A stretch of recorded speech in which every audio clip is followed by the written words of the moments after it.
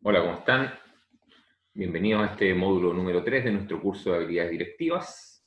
Y en este módulo, en esta primera parte, van a ser dos videos los que vamos a grabar con respecto a este módulo en particular. Vamos a hablar en términos generales sobre la asertividad, sobre los aspectos generales de la asertividad, las técnicas para ser asertivo, las dificultades de ser asertivo y las aplicaciones prácticas del concepto de asertividad y el cómo ustedes lo integran a sus conductas y a sus hábitos personales. Como introducción al concepto, lo que vamos a decir es que la asertividad es una habilidad social que nos permite defender nuestros derechos sin dañar ni ser dañados. Es un estado de balance entre lo pasivo y lo agresivo. Además, es la mejor forma de comportarse frente a problemas y de comunicarnos. Ser asertivo significa tener habilidad social, tolerancia, respeto, seguridad, congruencia, afirmación de la propia personalidad, preeminencia del yo y certeza comunicativa. ¿Qué es lo que definimos como central en el aspecto del ser asertivo? El ser asertivo fundamentalmente es la capacidad de expresar aquello que nos resulta importante, expresar nuestros deseos, expresar nuestros intereses, pero además hacerlo de una forma en la cual integramos la percepción y la sensibilidad de los demás y las necesidades de los demás. Es decir, somos capaces de luchar por la obtención de nuestros objetivos, pero comprometemos en la obtención de nuestros objetivos dentro de estos objetivos a un tercero, o a los terceros con los cuales nos relacionamos, o frente a los cuales ejercemos un liderazgo o una labor directiva.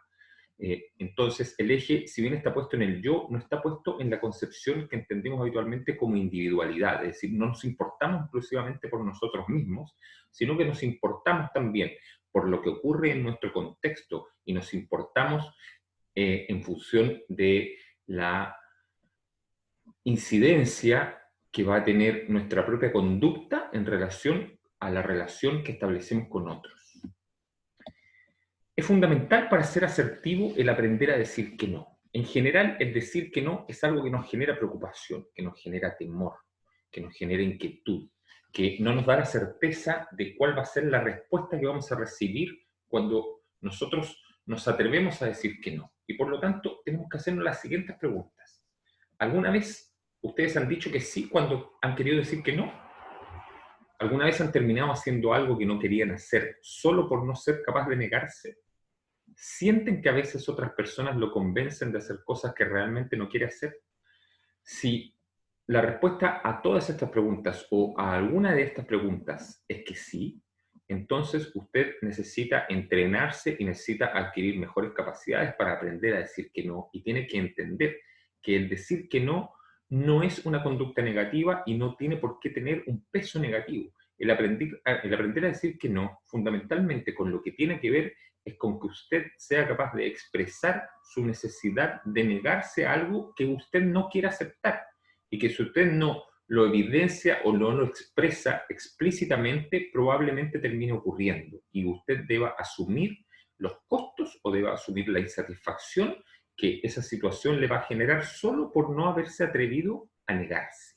Por lo tanto, aprender a decir que no es de altísima relevancia, sobre todo en el desarrollo de las relaciones sociales y en el desarrollo de un clima sano al interior de nuestra organización. ¿Qué motivos tienen las personas para no decir que no? Y en esto también ustedes pueden hacer una suerte de autoanálisis e intentar ver cuál de estas características lo representa mejor cuando se han visto enfrentados a la situación de tener que decir que no y no atreverse a hacerlo. Esto puede ocurrir por timidez, es decir, por la falta de una fortaleza de personalidad apropiada. Puede ocurrir por sumisión social, porque ustedes sientan que dentro de la estructura social les corresponde jugar un papel en el cual no tienen la posibilidad de expresar adecuadamente lo que realmente sienten o lo que realmente desean o necesitan, y deben adscribirse a la presión o a la opinión de la autoridad. Y por lo tanto, esa sumisión social les impide el decir que no cuando creen que deberían decir que no. Luego está el miedo a defraudar a otra persona o a ser rechazado por otra persona por el solo hecho de negarse a algo. La típica situación en la cual ustedes acceden a realizar un favor, por ejemplo, que no está a su alcance hacer, que probablemente van a incumplir, que al momento de comprometerse en realizar este favor, sabiendo que no lo van a poder cumplir, van a estar postergando una situación de desagrado y probablemente van a estar postergando un conflicto. Y sin embargo, el miedo es tan grande, el miedo es tan alto, que ustedes de todas formas no se atreven a decir que no, y asumen la responsabilidad del favor que se les está solicitando. Está también la necesidad de agradar a cualquier costo, la necesidad de la aceptación por parte del grupo o la necesidad de la aceptación por parte de un tercero, que lo lleva a ustedes a consentir toda situación frente a la cual se ven requeridos sin atreverse a decir que no, cuando realmente eso es lo que ustedes quieren hacer. Y también está la falta de seguridad en sí mismo, es decir, no tener una estructura de personalidad lo suficientemente definida, una estructura de personalidad lo suficientemente fuerte que les permita expresar en toda ocasión lo que ustedes realmente desean expresar. Lo anterior ocurre siempre frente a personas con las cuales tenemos una relación tanto de afecto como de temor. Lo central es siempre la motivación de no defraudar a un tercero. Existen varias técnicas para decir que no. El disco rayado, por ejemplo. El disco rayado implica que nosotros tenemos un argumento que sustenta nuestra decisión de decir que no, y frente a la interacción con aquel a quien le estamos expresando esa negativa, nosotros repetimos una y otra vez nuestro argumento sin dejarnos provocar ni alterarnos y sin dejar que el argumento de la contraparte incida en el debilitamiento de nuestro propio argumento. Es decir, tenemos una respuesta predefinida, estudiada, acordada o decidida con nosotros mismos, y por lo tanto, frente a todo el proceso argumentativo, frente a todo el proceso de discusión que se va a producir para tomar una decisión, nosotros constantemente recurrimos a repetir ese argumento y a dejar claro que ese y no otro es el deseo que nosotros tenemos o la necesidad que nosotros pretendemos cubrir en función de la decisión que vamos a tomar. En segundo lugar, una segunda técnica es lo que se llama el banco de niebla. Implica no permitir que el argumento del otro resuene en el propio interior y nos haga sentir culpables o desdichados. Puede parecer que estamos dando la razón a la otra persona, pero en realidad lo que estamos haciendo es ignorarla. La persona argumenta, la contraparte argumenta, intenta modificar su argumentación, entrega nuevos argumentos, pero nosotros tenemos una decisión tan clara, una decisión tan definida frente a lo que queremos hacer, a lo que ya tenemos previamente decidido, que ninguno de los elementos que esta persona nos entregue dentro de su argumento va a incidir en esa decisión que nosotros tenemos ya resuelta. Y por lo tanto, en el fondo, es como la clásica situación en que algo nos entra por un oído y nos sale por el otro. Una tercera técnica son las preguntas asertivas. Se trata de intentar extraer información de quien nos critica, independientemente de sus intenciones. Nos permite discriminar entre el consejo y la manipulación. Porque de pronto muchas personas tienen una forma de acercarse a nosotros o de intentar establecer una dinámica argumentativa en la cual claramente están procurando sonsacar algún tipo de información de parte nuestra o claramente aparentan tener, por la forma en que evidencian el estilo de comunicarse, por la forma en la cual el lenguaje no verbal que acompaña la argumentación nos indica que hay una cierta incoherencia o una disonancia entre lo que la persona nos está planteando y lo que realmente esta persona pretende, que nosotros a través de preguntas directas y que requieren respuestas directas y que no es factible entregar respuestas evitativas, es decir, que no basta con que se dé una respuesta de sí o no, sino que implica tomar posición frente a algunos elementos, nosotros logramos indagar y logramos resolver cuáles son las verdaderas motivaciones que la persona que nos está entregando, ¿cierto?, este argumento tiene para intentar convencernos de realizar alguna acción o de tomar alguna decisión.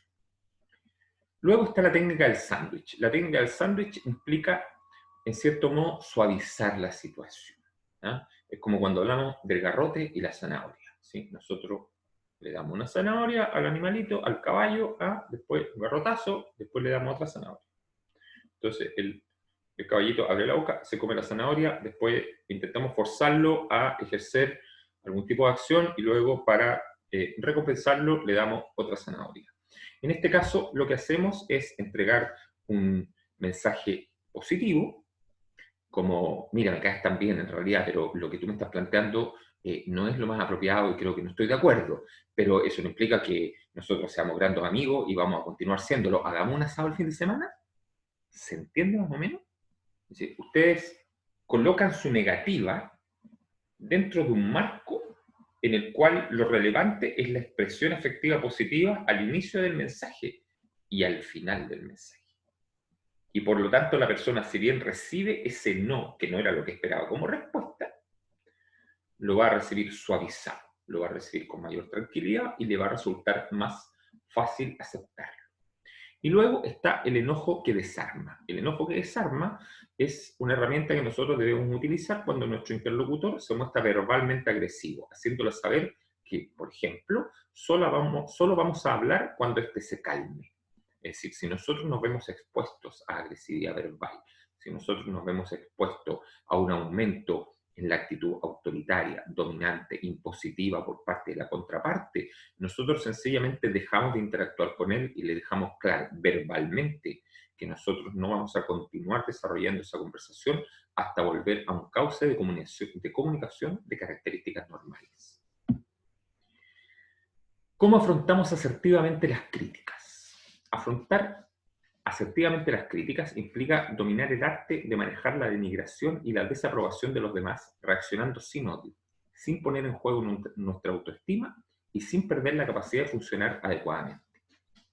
Implica escuchar la crítica sin interrupciones, es decir, cuando una persona nos está realizando una crítica, cuando una persona está analizando una acción nuestra, una conducta, y nos está entregando su opinión a propósito o emitiendo un juicio, nosotros dejamos que él termine de desarrollar la idea que quiere desarrollar. Luego, intentamos entregar información que la contraparte no tenga, es decir, elementos que no están en conocimiento de la contraparte y que podrían eventualmente modificar su juicio. Intentamos reflejar cómo creemos que se siente la otra persona, es decir, cuáles son las emociones, los sentimientos o la motivación que la otra persona tiene por detrás del discurso que está articulando y la forma en la cual lo está comunicando. Nunca debemos contraatacar con otra crítica, es decir, si somos criticados, esto no puede generar una reacción en la cual nosotros procuremos encontrar un empate, sino que nosotros debemos acoger esa crítica de una manera adecuada, de una manera razonable, de una manera tranquila, y eventualmente reafirmar nuestra propia argumentación con aquellos elementos que para nosotros son relevantes, sin que eso implique que nosotros caigamos en el criticar a la otra persona. Porque si no se genera una dinámica circular en que constantemente una crítica va y una crítica viene y nunca logramos salir de ese círculo. Luego, necesitamos realizar conductas concretas, conductas que sean verificables, conductas que sean reconocibles por parte de la contraparte y que además estén en coherencia y en consonancia con nuestra propia argumentación. Nosotros no podemos decir una cosa y hacer otra, porque eso genera una disonancia y una disrupción en la percepción que la contraparte tiene con respecto a lo que nosotros estamos intentando comunicar. Y por último, siempre es necesario aceptar nuestra propia responsabilidad cuando esta corresponde. Aceptar nuestra propia responsabilidad no implica sentirse culpables, sino que sentirse responsables cuando hemos cometido un error o cuando debemos corregir una acción o una conducta. Y esta responsabilidad es la que debe motivarnos para continuar adelante, para seguir enfrente y para seguir actuando siempre de manera positiva. Los invito a ver el segundo video, que implica la segunda parte de los conceptos relacionados con la asertividad y el desarrollo y el aprendizaje de una conducta asertiva.